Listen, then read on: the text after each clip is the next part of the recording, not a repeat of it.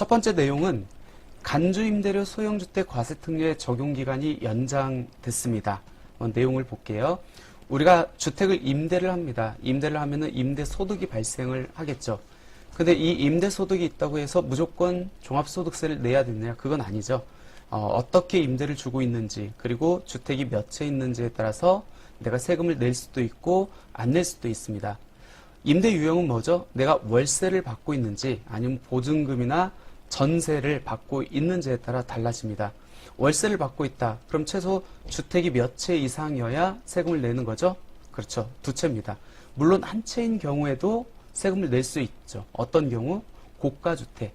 이 고가주택의 범위가 2022년도하고 2023년도하고 다르죠. 2023년도는 주택 공시가격이 9억에서 3억이 업해가지고 12억 원을 초과해야만 한 채에서 월세가 있을 때 세금을 내고, 그렇지 않은 경우는 두 채 이상부터 월세에 대해서 세금을 낸다라고 보시면 될 것 같습니다.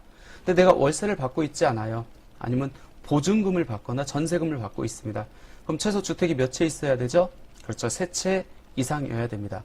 그럼 제일 중요한 게 주택수이겠네요. 주택수에 따라서 내가 월세를 받고 있든지 보증금 또는 전세금을 받고 있는지에 따라서 종합소득세를 내야 되는지 내지 않아도 되는지 달라진다는 얘기입니다. 이때 주택수 어떻게 산정을 하죠? 나와 배우자의 주택만 합산된다. 동일 세대에 해당한다 하더라도, 즉 같이 살고 있다 할지라도 직계 존속, 즉 부모님하고 직계 비속, 즉 자녀의 주택수는 합산되지 않는다. 그리고 이때 주택수는 임대 주고 있는 주택수만을 갖고 계산하는 게 아니고 내가 소유하고 있는 주택수를 의미한다. 그래서 내가 한 채 살고 있어요.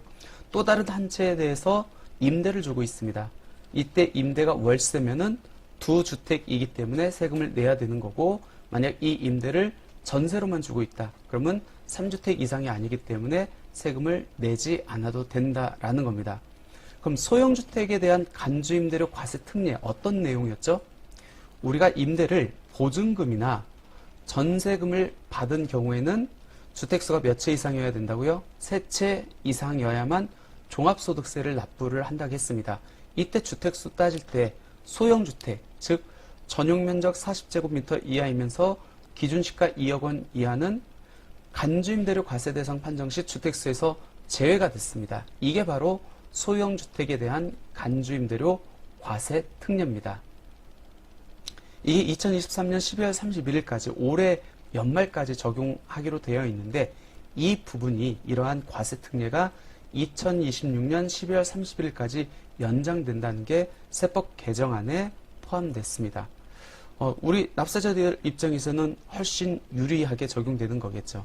만약 간주임대료가 계산되면 참고로 어떻게 계산하죠? 전세금이나 보증금에서 3억 원을 빼고 60%를 곱한 다음에 이자율을 곱하죠. 이 이자율이 2023년 기속은 2.9%를 적용한다라고 이렇게 보시면 될 것 같습니다. 그럼 2026년도까지 소형주택에 대한 간주임대료 과세 특례가 적용된다. 어떤 혜택을 받고 있는지 사례를 통해 가지고 한번 살펴보도록 하겠습니다. 내가 주택을 5채 갖고 있어요. A, B, C, D, E. 이 5채를 갖고 있는데 이 5채를 모두 다 전세를 줬다고 가정을 해보겠습니다. 그럼 주택수가 3채 이상이어야 종합소득세, 이자율을 곱한 간주임대료에 대한 종합소득세를 납부하는데, 이 중에서 소형주택, 즉 전용면적 40제곱미터 이하이면서 기준시가 2억 원 이하인 주택은 주택수에서 제외한대요. 그러면 만약 C, D, E 주택이 소형주택이라고 하면 얘네를 제외하면은 과세 대상 주택수는 몇 채죠? A주택하고 B주택 두 채겠네요.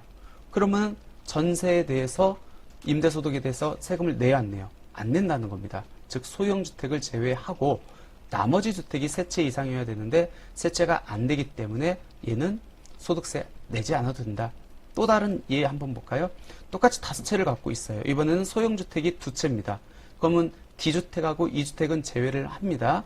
그러면 A, B, C 주택에 대한 전세 보증금을 합산해가지고 계산하는데, 이때 소형주택까지 전세 보증금을 합산하는 게 아니다. 소형주택은 과세 대상에서 제외되기 때문에 이 소형주택에 대한 보증금 역시 제외된다. 그래서 과세를 할 때는 A, B, C의 전세 보증금에다가 이자율을 곱해서 세금을 계산한다. 이렇게 보시면 될 것 같습니다. 그래서 2023년 세법 개정안 첫 번째 내용은 간주 임대료 과세 특례가 원래 2023년 12월 31일까지 적용하게 돼 있는데 3년이 더 연장돼서 2026년 12월 31일까지 연장되는 내용이 들어갔다라는 겁니다.